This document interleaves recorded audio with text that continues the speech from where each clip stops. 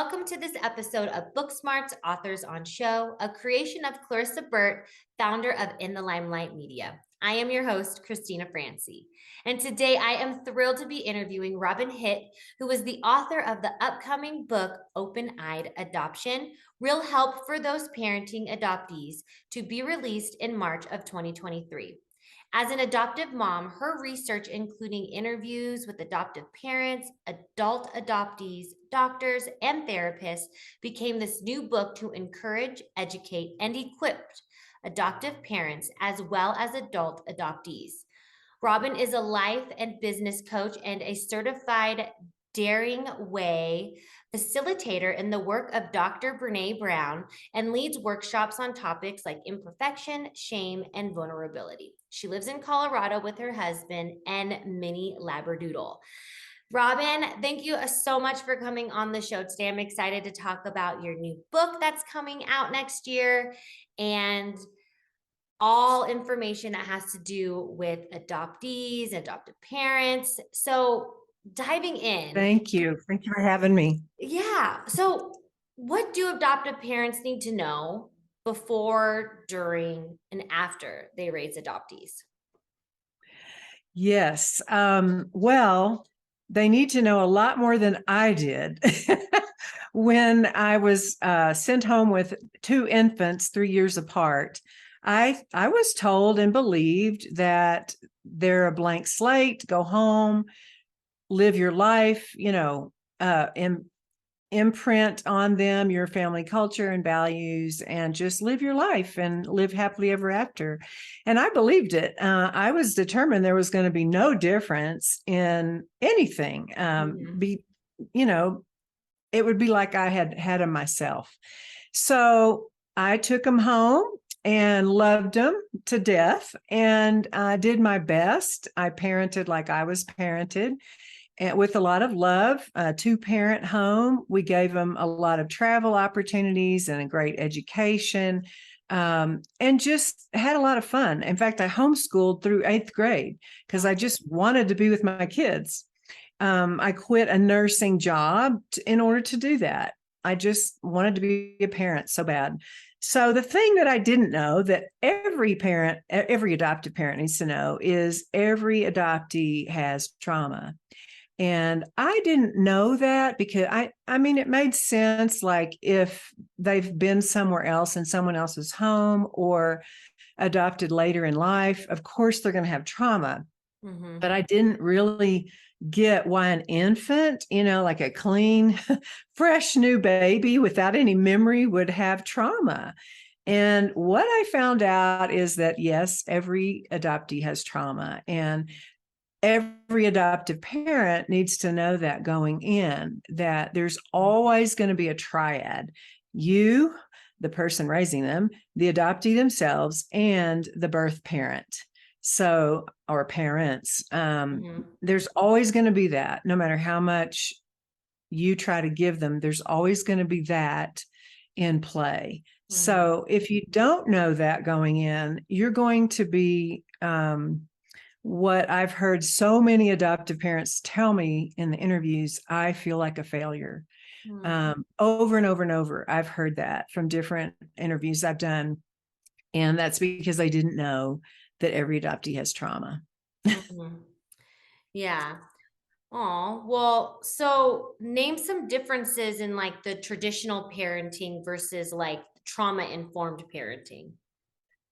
Yes. Well, for instance, sometimes they call it trauma-based parenting, trauma-informed, whatever. It's just going into parenting knowing that your adoptee is going to have some unique challenges, such as they're going to feel shame. They're going to feel rejection. They're going to feel like I don't fit. Who looks like me? They're not going to tell you that because they may not even be in touch with themselves. But that's always in the background. It's kind of a computer running constantly. There's a part of, I write about it in the book called mirroring, and that is DNA that's written on all of us. We have different little things that we do that are unconscious. And for instance, I'll demonstrate with my finger. I'm running my index finger over my thumb. And I do that. I find myself doing that. I catch myself doing this when I'm thinking. And I've also noticed that my mother has done it, my grandmother has done it, and my sister has done it. Okay, that's just DNA stuff. Nobody's taught anybody to do that. It just happens. So I see this mirroring in my family, in my biological family. So the adoptee is looking for little things like that, like who do I look like? Where do I fit? So anyway, that's a little background. So I might parent like, okay, if I know that there's trauma going on, and I'm informed of that, I'm going to discipline them differently. For instance, I grew up back in the day. I don't know how other people are raising their children, but I got spanked when I did something wrong. And so I did the same thing, not, abusively or anything, but just some swats on the behind, and many times sent to your room to think about it. Okay, well, a biological child will accept that because they know, okay, I did something bad. This is what I get for doing something bad. I'm going to learn from this. Your parent might even ask you, what did you learn from this? Or they might not. They might just breeze on through, knowing that you're going to understand that you were disciplined, not punished, So, but a difference, that's biological, but a trauma-informed parent might, when their child does something, you would take them to yourself and you would talk to them about it, and you would ask them, you would talk to them about what they did wrong, and you would say, I want you to sit next to me while you, and you can't have any devices or any, no TV. I mean, that's kind of a given, but you're just going to sit in quiet next to me and think about what you did. And then we're going to talk about it. And so the difference is they accept a spanking as, oh my gosh, I'm intrinsically flawed. I deserve all the bad in the whole world. And yes, abandonment. I'm going to my room. I've been banished. That's how they're interpreting it. My heart breaks, honestly. Yeah. To hear that, because I feel it. That was really how like someone like that would feel, so. Yeah. Yes. And so not knowing, can you imagine? I mean, not knowing that that's how they're interpreting it, they're not going to say anything. They're just going to absorb it into themselves. And so this kind of feeds into that already there shame that's going on. And which kind of, I don't know if you're going to get to this, but I just want to talk about the difference in shame and guilt right here. Guilt is a belief that, okay, I did something bad, but there's a way I'm owning it. I'm owning that I did something bad, and I'm going to make restitution, or I'm going to apologize. There's something I can do about it to make it better. Shame, on the other hand, is I believe that I am intrinsically bad, worthy of all bad things. That's shame. And that's like, how can you come back from that? Exactly. Like you can't fix that, right? And so you're dealing with, the adoptee is dealing with shame that they can't even name. They can't even say, I'm dealing with shame. They're not aware of it, but they are. And so when you send them to their room, they interpret that as, I've been banished because I'm not worthy. Yeah. That hurts me, I know, it just totally breaks my heart. But that's what's going on. And so that is a difference in parenting, That's one of many. Another would be communication. The way we talk to our adoptees. I like to say, don't tell always, ask more things about feelings, teach them to be emotionally literate. In fact, on my website, I'm giving away a free download of just naming of color. It's a color emotion wheel. And so you've probably seen them around, but they're just to identify how you're feeling. And adults and children alike can benefit from being emotionally literate. Mm-hmm. So when we communicate with our adoptee, it would be things like, well, how, instead of saying, how was your day? Come tell me about your day. Because then they can't say fine, and then zoom off. But you're opening up, open-ended questions, or, giving space for them to think about what they're saying and to make meaning of their emotion and validating their emotion and things like that. Frankly, I wish I would have known 30 years ago. Yeah. But now and you're teaching I do. us yes. what we need to know, and you learn, and that's how you learn, is like by making the mistakes. And it's, you did the best that you could do in the moment and the knowledge that you had. And that's it's true. Very true. It's like you just have to be more mindful and more curious. Yes. Yes. All that. When you are dealing with, an adoptive child, and try to put yourself in their position and know, I think you have to know, like, even if they're infants, they're gonna have some trauma. They Yes. know deep down that like something's maybe just not 100% right. We are given our heightened instincts for a reason. Everything could be, a loving family, but they just know that like, maybe I really don't belong here, because we just know in our bodies. It's amazing how our bodies can communicate. It's really true.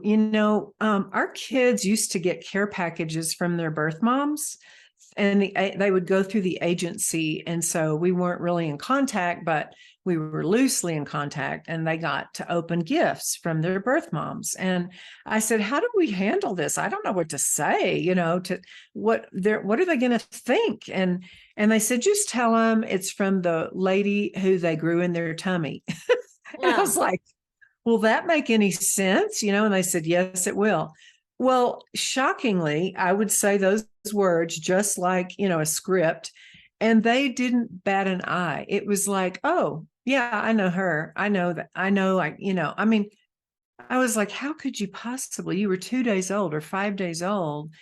But they knew, they already knew. And so here's where the mistrust comes with adoptive parents or with adoptees toward their adoptive parents. They grew in someone else's tummy.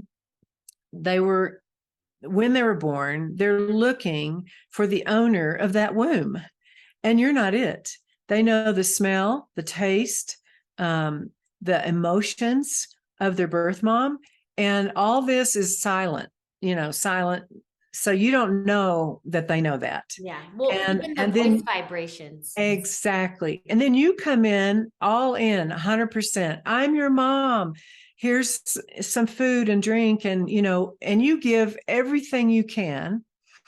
And they're like, well, I need to eat. Okay. And they kind of acquiesce really to, well, okay, so this is the way it is. But they have no language to explain how they're feeling, or to even ask a question like, well, how could you be my mom? They just absorb it all. And so here you are, ignorant of that, maybe as an adoptive parent, and you're just 100% in, you're giving, and all you're left to give, and you're just thrilled. And then, you wonder why they don't trust you when you've never lied to them. And that just blew my mind, like, why would that be true? Well, then when I did the research, I realized, oh, I'm telling you I'm your mother, but you came from somewhere else.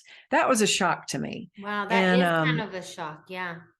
Yeah. Like if they're 2 or 3 or above and you adopt them, they're going to know, and you can talk about it openly. But as an infant, you, the adoptive mom, have no idea what they're experiencing, and they can't really articulate it.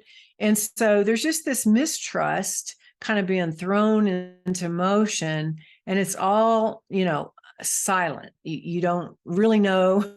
And Yeah. so that's one thing. So our job as adoptive parent is to promote trust and attachment. Mhm. I mean, that is our job. And where you can include the biological family, I would say do it, because it fills in a lot of gaps for them. Yeah, I could see that. Um, and so how can you help adoptive parents, navigate their own feelings about the challenges that they're facing? Yeah. There was a huge amount of people that I interviewed, adoptive parents, moms and dads, birth moms, and adoptees, doctors and therapists, like you said. And overwhelmingly, almost every adoptive parent said, I feel like an absolute failure. I'm undone. I've done everything I know and it's not good enough. I'm not getting the expected outcome. I love, I couldn't possibly love them any more than I do. And nothing's working. And when you hear that over and over and over, you're like, okay, there's something to this. And so how do we navigate that? And first of all, I think we manage our own expectations. Going in, if you know these kids are going to have trauma and you speak to it as often as you can, help them put words to how they're feeling by asking questions. Mhm. You don't tell them how they're feeling, you just ask them questions, and that basically makes you a safe place, and Mhm. it kind of helps with the trust and attachment. That's one thing. Another thing you can do is definitely self-compassion and empathy. Going back to the shame and guilt, it may surprise people to know, but everybody's got shame. I mean, adoptees have shame because they feel like, what was wrong with me that somebody gave me up? Even though you tell them the circumstances, oh, I understand that intellectually, but why did they give me up? Yeah. Emotionally, it's just hard. So they feel Mhm. shame. They feel like flawed people. And then the birth moms have shame because they feel like, how could I have gotten in this situation? And I can't believe that I released my children for adoption, even though I really needed to. It was best for them. And then the adoptive parents have shame. So, okay, how do we deal with shame? Right? That's the thing that says, I'm bad. Well, the way we combat shame is self-compassion and empathy. Self-compassion is a little different than self-care. Self-care, we get, go have a cappuccino with a friend or have a massage or go on vacation or something, do something for you. But self-compassion, which is that's great, by the way. I'm all about self-care. Yay, self-care. But self-compassion is more like internally telling ourselves that we are doing the best we can. We give ourselves permission to be human, to be Mhm. flawed, to be loving, to make mistakes, to try again, those kinds of things. That is self-compassion. It's what you would say to a dear friend. You Yeah. say to yourself.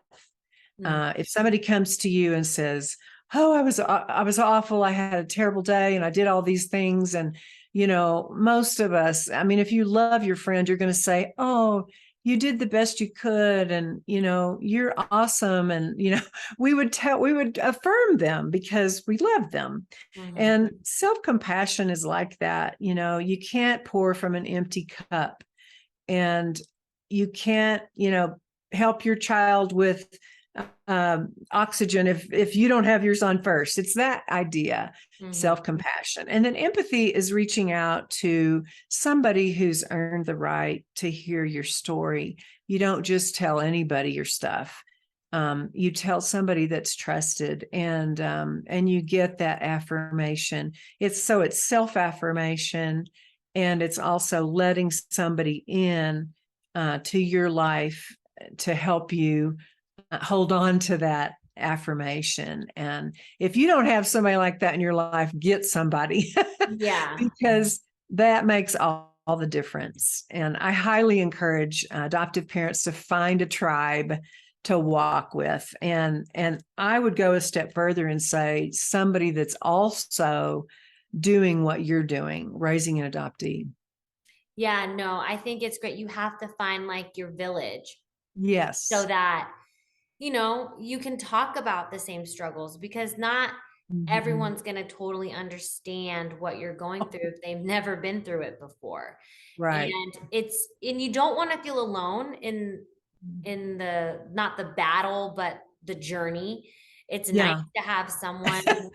Sometimes it's a battle, sometimes it's a Yeah, journey. yeah. So, it's Right. good. You don't want to feel alone. You want to feel like you have Right. someone that can relate. And it's part of just like human nature and what we want. It is. It's human nature, just like, maybe the adoptive child, they want to find someone else that, has been in a similar situation so that they can feel that they're not alone, because they Right. probably sometimes go to school and think that like I'm the only one that doesn't have like my real parents. And then they can probably start comparing, like, and then like think about what their real dad was like or their real mom was like. And I mean, it's Yes. just a vicious cycle. And it's a normal human process cycle. So it's like, I give kudos out to, parents like you that do step up and take, under their wing, children that need parenting. And it's Mhm. not easy. And I'm not an experienced person, but I don't have anyone that I've adopted or know anyone that's adopted a Mhm. parent, but I can just only imagine. Just, I have a lot of empathy. I could feel like I could put myself in people's situations and just like know, because the mind is so powerful. And it's, Yes. Yes. I almost There started crying actually earlier. there's actually 100 million Americans right now that are impacted by adoption in their immediate families. That's including the birth parents and their families, and the adoptee and the adoptive family. Even extended family members like grandparents. I mean, that's a biggie. That's a whole different subject. How are they going to respond? And will they understand, or will they expect the adoptive parent, their child, to raise them like they were raised? And it gets really interesting Yeah. along the way. Yeah, So I'm sure. And 100 million, that's a lot. it's about a third of the nation. It was Yeah. more that I was surprised to learn that, Yeah. honestly. And, I think it's going to increase just with the recent uh, political decisions that have come. And I don't know, I think it will increase. So I think this message is timely. Yeah, totally. I agree. And so what are some important takeaways for our listeners today? Yeah, I hope that adoptive parents can be good to themselves, kind to themselves. I hope that they can cultivate a practice of self-compassion and find a tribe to walk with. It is not an easy journey. I mean, parenting isn't easy, ask any parent, but there are special and unique challenges to raising adoptees. I think forgiveness is a huge part, forgiveness of ourselves, of what maybe we were lied to with the adoptee's story, you Mm. know.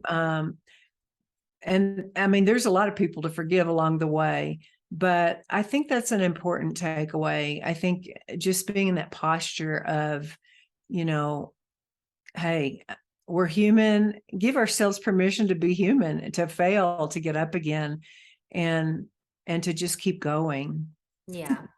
It sounds like it's just give yourself some grace Yeah, that's and, exactly right. and do the best you can and just prepare yourself for the challenges ahead and understand that, you're dealing with the human being who has a curious mind, who is feeling a bit not lost, but just, They do have problems with belonging or yeah, feeling, belonging or, that's true, abandonment, whatever right? it is, like Mhm. worthiness, Yes, just like we said right. earlier, just be curious, have empathy, and be really mindful Yes. on how you communicate with them so that you can be that Yes. safe place or Mhm. space. Yes. Yes. No, that's I all I beautiful. love adoption. I love it. And there's a lot of joy to be had in it. And I love that way of building families. And I'm all for it. I just think we ought to go in with our eyes wide open. Exactly, exactly. It's not all rainbows and butterflies like they tell you when you take the babies. Right. Yeah. That's exactly right. So Robin, I know this book is coming out May of 2023. And where March. will Yeah. people, oh, March, excuse Hmm. me. Yeah. So where will people be able to find the book?